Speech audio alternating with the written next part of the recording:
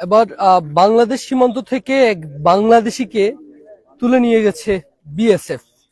অন্যদিকে সকাল থেকেই কিন্তু আজকে ভারতীয়দের যেই আবারও উৎপাত সেটি কিন্তু বেড়েছে এবং বাংলাদেশ থেকে আজকে ছাত্র জনতার ব্যানারে কিন্তু প্রতিবাদ জানাতে আসছেন এবং আমরা দেখতে পাচ্ছি যে বিজিবির পক্ষ থেকে এবং পুলিশের পক্ষ থেকে করা নিরাপত্তার ব্যবস্থা করা হয়েছে ফেনীর পরশুরাম উপজেলার যে বিলোনিয়া স্থলবন্দর, এই বিলোনিয়া স্থলবন্দর এলাকায়, এবং সেখানে গণমাধ্যম কর্মীদেরও বেশ উপস্থিতি রয়েছে, পুলিশের বেশ কড়া উপস্থিতি রয়েছে এবং ঊর্ধ্বতন কর্মকর্তাদেরও আমরা দেখতে পাচ্ছিলাম। কিছুক্ষণ আগেই কথা বলছিলাম বিজিবির এখানকার যিনি কমান্ডার আছেন তার সাথে কথা বলছিলাম। তিনি যেটি জানাচ্ছিলেন যে বাংলাদেশিকে আসলে তুলে নিয়ে যাওয়া হয়েছে সেই বাংলাদেশিকে ফিরিয়ে আনার ব্যাপারে তাদের কিন্তু সমঝোতা বা কথাবার্তা কিন্তু সেটি চলমান রয়েছে। অন্যদিকে আজকে ছাত্র জনতার ব্যানারে কিন্তু এখান থেকে একটি প্রতিবাদ জানানো হবে এবং ছাত্ররা কিন্তু ফেনী থেকে ইতিমধ্যেই ছাত্রদের ব্যানারে ছাত্র জনতা কিন্তু আসছেন। এছাড়াও যদি বলি, এর আগে আমরা যেটি দেখেছি যে ভারতীয়দের উগ্রপন্থী ভারতীয়দের যে উৎপাত সেটি আসলে কোনোভাবেই যেন থামছে না।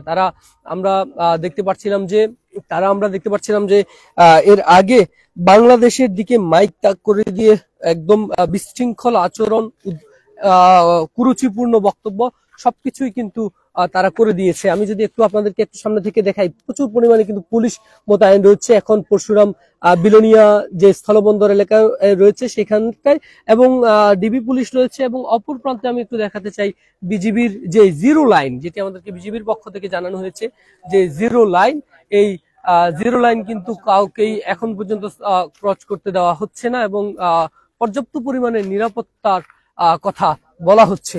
আমরা দেখতে পাচ্ছি যে এর আগে বাংলাদেশের দিকে যে কুরুচিপূর্ণ বক্তব্যগুলো এবং বিশেষ করে ভারতীয় যে মিডিয়াগুলো আছে সেই মিডিয়ার যে প্রোপাগান্ডা, সেই প্রোপাগান্ডাগুলো কিন্তু বন্ধ হচ্ছে না এবং সেগুলো কিন্তু চলছেই, এবং তার কারণেই মূলত এটা নিয়ে আসলে বেশ আমরা দেখতে পাচ্ছিলাম যে বাংলাদেশকে নিয়ে কুরুচিপূর্ণ এবং মিথ্যা তথ্যের যেই ছড়াছড়ি, সেই ছড়াছড়ি কিন্তু কোনোভাবেই বন্ধ হচ্ছে না। আর আমরা দেখতে পাচ্ছিলাম যে এর আগেই ফেনী থেকে বিপ্লবী ছাত্র জনতার একটি প্রতিনিধি দল এছাড়াও সাধারণ মানুষ কিন্তু এই ব্যাপারে প্রতিবাদ জানানোর জন্য এসেছেন, এবং গতকালকে আসলে আমরা দেখছিলাম যে বিষয়টি নিয়ে বেশ তারা নিজেদের মধ্যে আত্মসমালোচনা করছিলেন যে কিভাবে সবকিছু নিয়ন্ত্রণে রেখে, অর্থাৎ আমরা সবকিছুর যেন উদ্ভূতপূর্ণ আচরণ না করে ছাত্ররা কিন্তু সেই কথাটি নিজেদের মধ্যে আত্মসমালোচনা করছিলেন এবং এ ব্যাপারে যেন প্রতিবাদ অবস্থান থেকে ঠিক রেখেই যেন প্রতিবাদ জানানো হয়, সেই কথাই কিন্তু গতকালকে ছাত্র প্রতিনিধিদের সাথে বা বিপ্লবী ছাত্র জনতা যারা রয়েছে তাদের প্রতিনিধিদের সাথে কথা বলে জানা গেছে।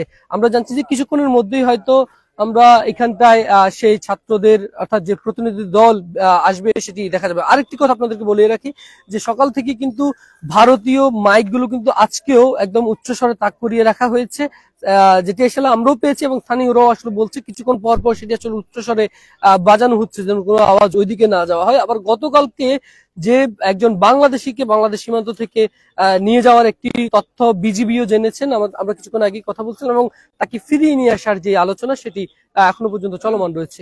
আমার কাছে এখনকার মতো এই ছিল সর্বশেষ। আমরা আবারও যুক্ত হব এখানকার সর্বশেষ পরিস্থিতি নিয়ে। ততক্ষণ পর্যন্ত সাথে থাকুন আমাদের।